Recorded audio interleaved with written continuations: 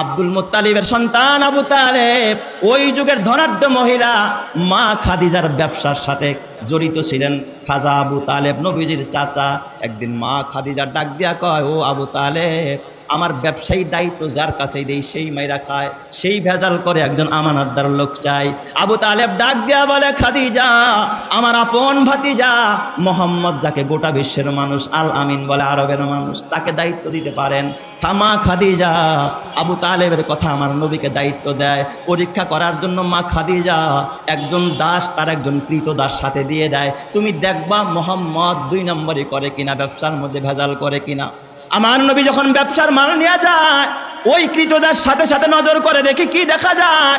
ব্যবসা শেষে যখন কাফেলা বাসায় ফেলল, মা খাদিজা দেখতেছে ব্যবসার মধ্যে কয়েক গুণ লাভ হয়েছে।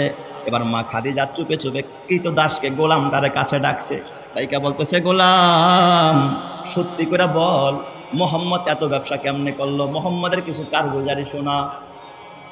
এই গোলামটা ডাক দিয়া কয়, ও খাদিজা আপনি তো জানেন না, জীবনে এই দৃশ্য আমি কোনোদিন দেখি নাই।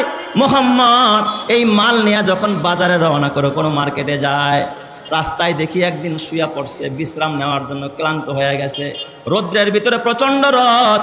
কোথা থেকে দেখি একটা গাছ বাঁকা হইয়া নবী মোহাম্মদের মাথার উপরে দেখি ছায়া দান করতেছে। চিৎকার মেরে কন্যা আল্লাহু আকবার। আর কি দেখছো?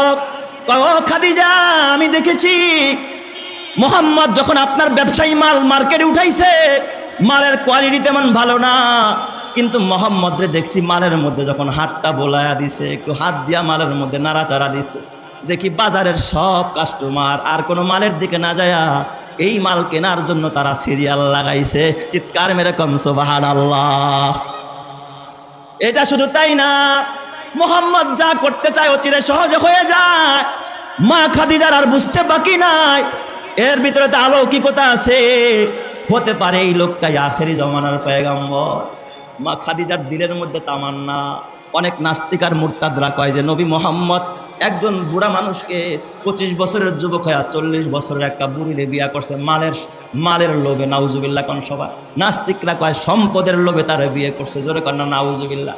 মা খাদিজা প্রস্তাব দিছে, তার একজন বান্ধবী নাফিসার সাথে গল্প করতেছে, নাফিসা ইদানিং আমার একজন ব্যবসায়িক পার্টনার আছে এত ভালো, তারাই প্রশংসা করে। কোনো বান্ধবীর জবানে যখন কোনো পুরুষের প্রশংসা শুনে, বান্ধবী মনে মনে কয় তুমি বুঝি তারে পছন্দ করছো।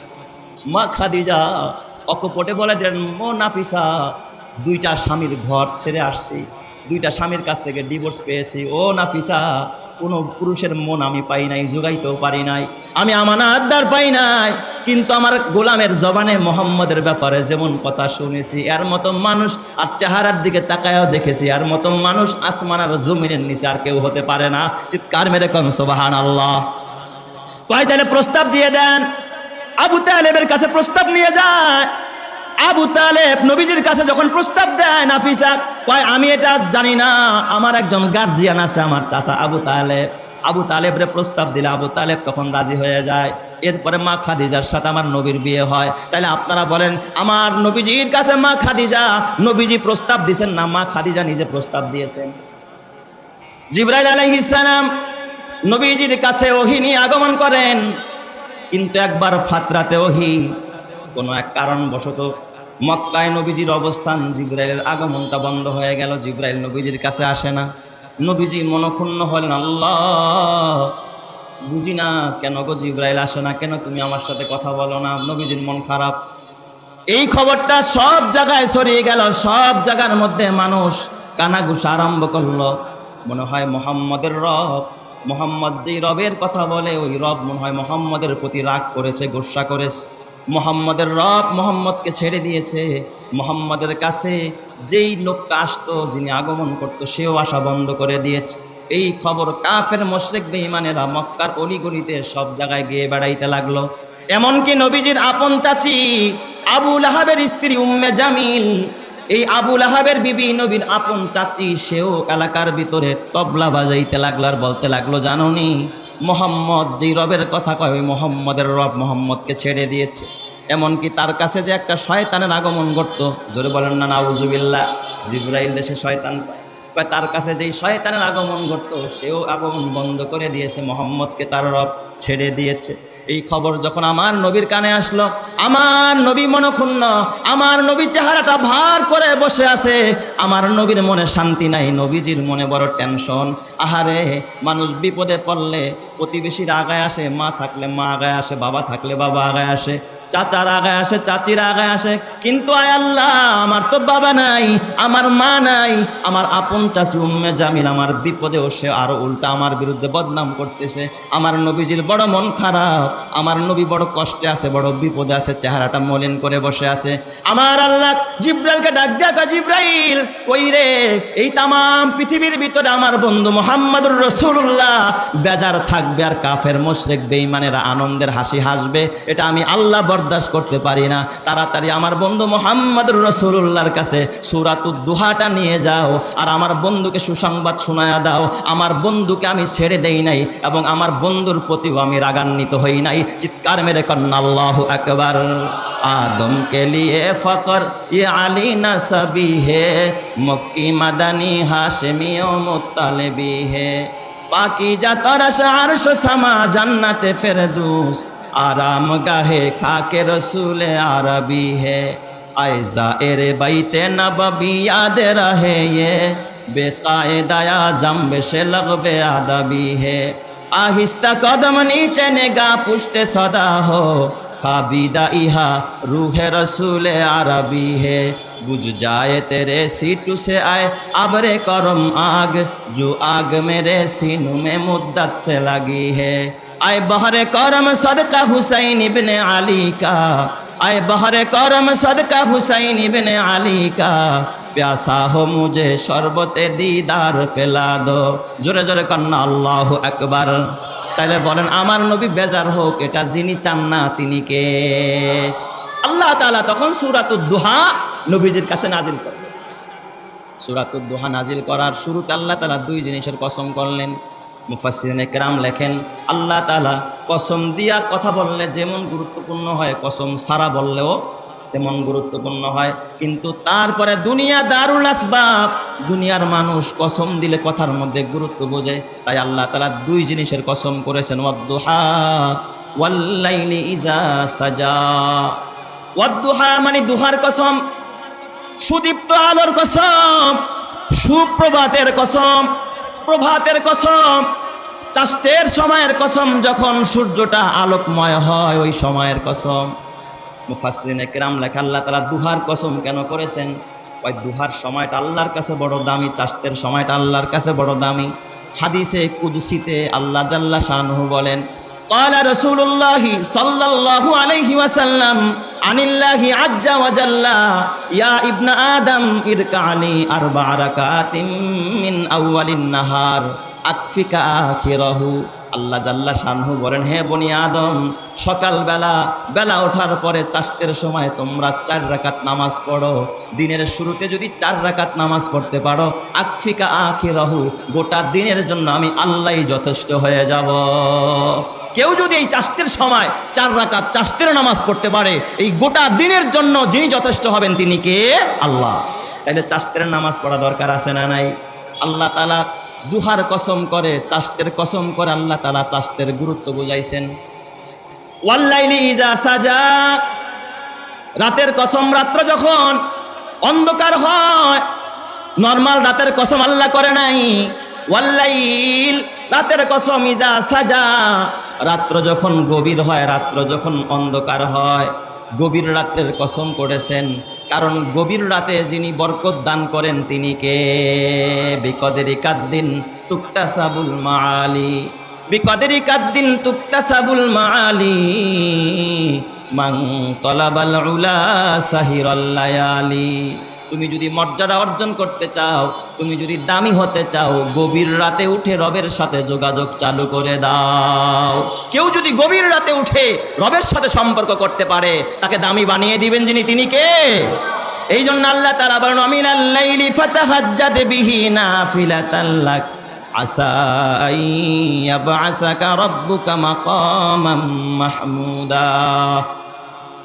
রাতের বেলায় যদি তাহাজ্জুদের নামাজ পড়তে পারে, তাকে মাকামে মাহমুদ দান করবেন কে?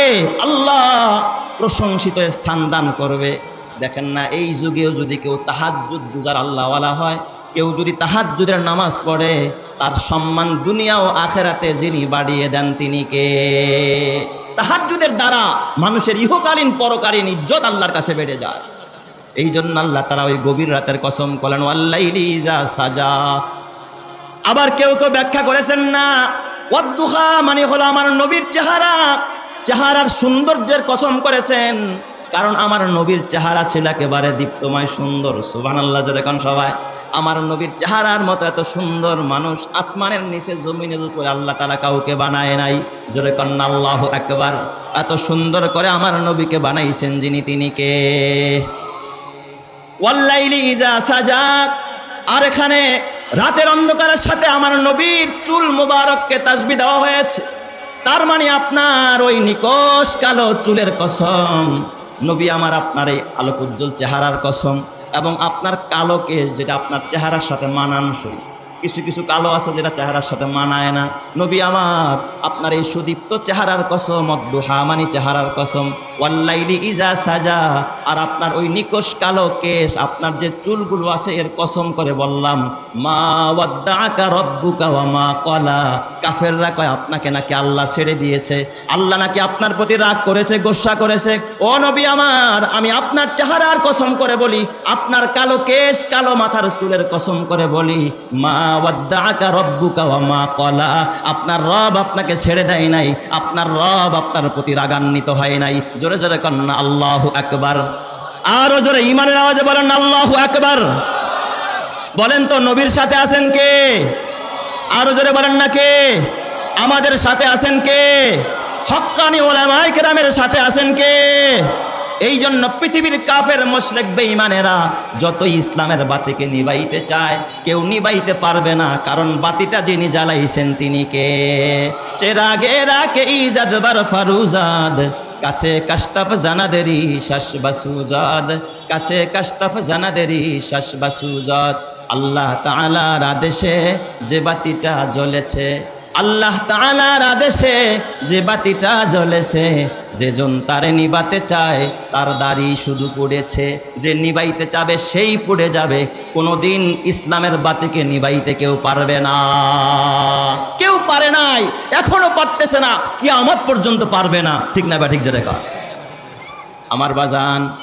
এরপরে আরও একটা ব্যাখ্যা করেছেন মুফাসসিরিনে কেরাম, দুহার কসম আল্লাহ কেন করলেন? দেখবেন সূর্য যখন ওঠে, সূর্য যখন উদিত হয়, এই সূর্যেরও কিছু একদল বিরোধী আছে না নাই? কিছু কিছু প্রাণী আছে সূর্যের বিরোধিতা করে, যেমন চামচিকা, কথা কয় না। তারপরে আপনার বাদুর কলা বাদুর, যেটা কলা খায়।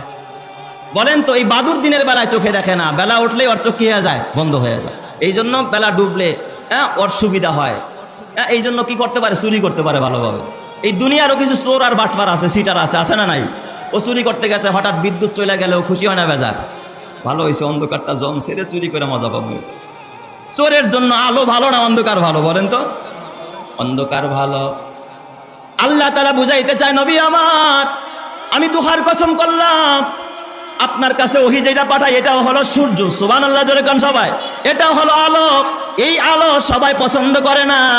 এই আলোর একদল বিরোধী আছে। আপনার কাছে যে ওহী পাঠাই, ওহীর একদল বিরোধী আছে।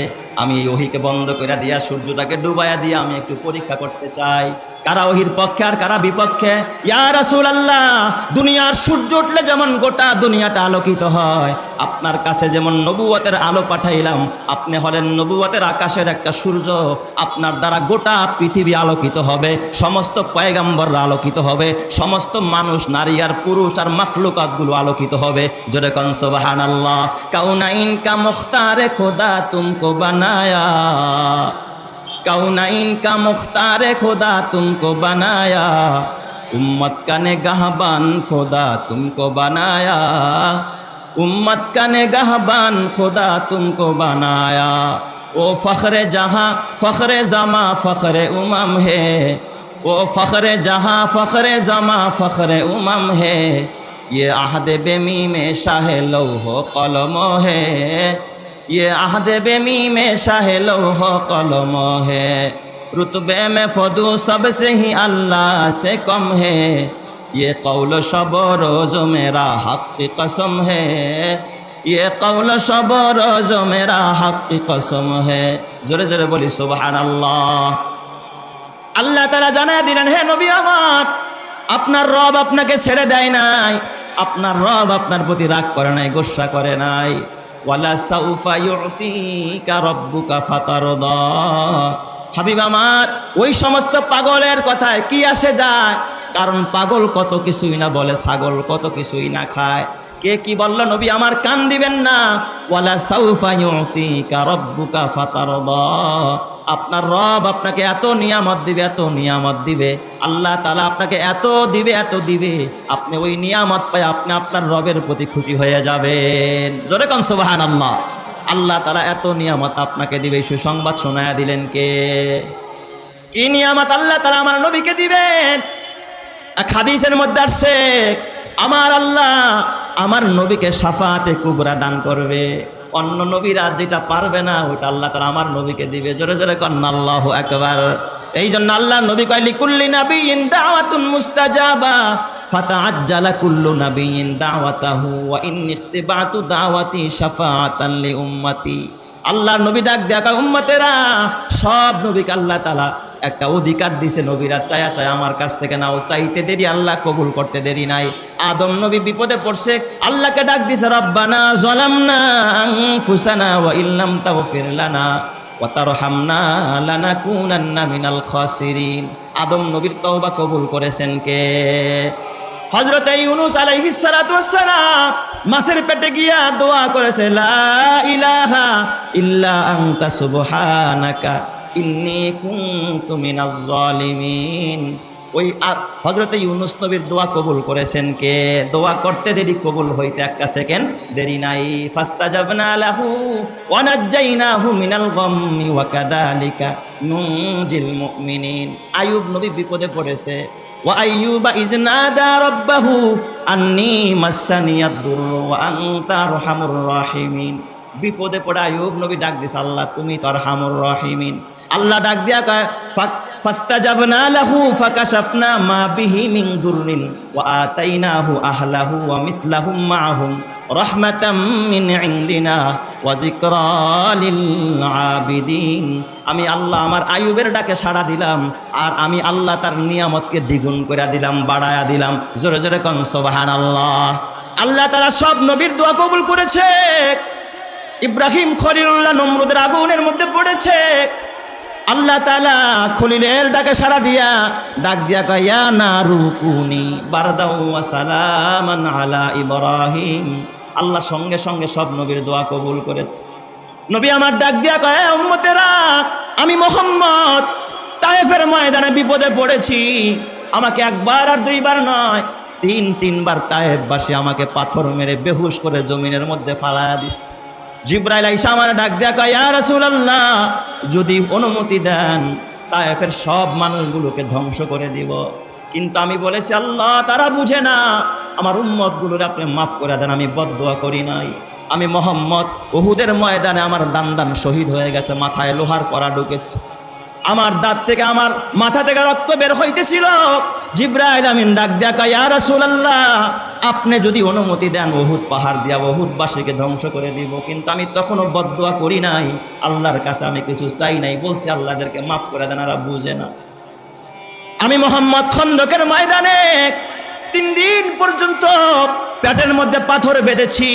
জিবরাইল আমিন আইসা আমার কাছে কয়, ইয়া রাসূলুল্লাহ, আপনি যদি পারমিশন দেন তাহলে উহুদ পাহাড়টা স্বর্ণ বানায়া দিব, আপনার খাবারের অভাব পড়বে না। আমি তাও আল্লাহর কাছে চাই নাই।